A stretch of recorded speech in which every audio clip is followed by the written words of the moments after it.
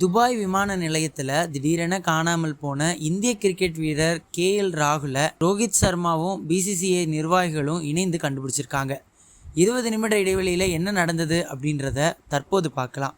Champions trophy தொடர் பிப்ரவரி 19ஆம் தேதி துவங்கி மார்ச் 9ஆம் தேதி வரை நடைபெறும் அப்படின்னு அறிவிக்கப்பட்டிருந்துச்சு. இதில் இந்திய அணி மொத்தம் 3 லீக் போட்டிகளில் விளையாட இருக்கு. முதல்ல வங்கதேசத்திற்கு எதிராக விளையாடும் இந்தியா, அடுத்து பாகிஸ்தானுக்கு எதிராகவும் கடைசியாக நியூசிலாந்துக்கு எதிராகவும் விளையாட இருக்கு.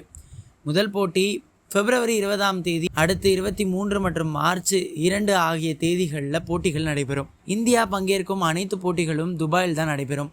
ஃபைனலுக்கு முன்னேறினாலும் அது துபாயில் தான் நடைபெறும். சாம்பியன்ஸ் டிராஃபியில் பங்கேற்கும் இந்திய அணி துபாய்க்கு புறப்பட்டு சென்றது. துபாய் ஏர்போர்ட்டிற்கு சென்றபோது இந்திய வீரர்களுக்கு ரசிகர்கள் உற்சாக வரவேற்பு அளித்தாங்க. அப்போது வரவேற்பு ஏற்றுக்கொண்ட இந்திய வீரர்கள் விமான நிலையத்திற்கு வெளியே நின்றிருந்த பேருந்தில் ஏறினாங்க.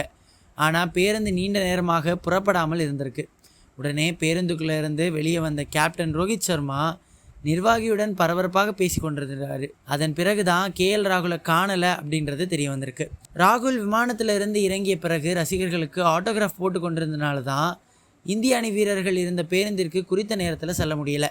இதனைத் தொடர்ந்து ராகுல் இல்லாமலேயே பேருந்து புறப்பட்டு சென்றிருக்கு. ராகுல் ரசிகர்களை சந்தித்த பிறகு 20 நிமிடங்கள் தாமதமாக இந்திய வீரர்கள் தங்கியிருந்த விடுதிக்கு சென்றிருக்காரு. ராகுல் பாதுகாப்பு விதிமுறையை கடைபிடிக்காமல் தன்னிச்சையாக ரசிகர்களை சந்தித்ததாக சொல்லப்படுது. சாம்பியன்ஸ் டிராஃபிக்கான இந்திய அணியில் விக்கெட் கீப்பராக KL ராகுல் தான் விளையாடுவார். தற்போதைய இந்திய அணியில் அவர் தான் நம்பர் 1 விக்கெட் கீப்பர் என இந்திய அணி தலைமை பயிற்சியாளர் கௌதம் கம்பீர் சில நாட்களுக்கு முன்பு அறிவித்திருந்தது குறிப்பிடத்தக்கது.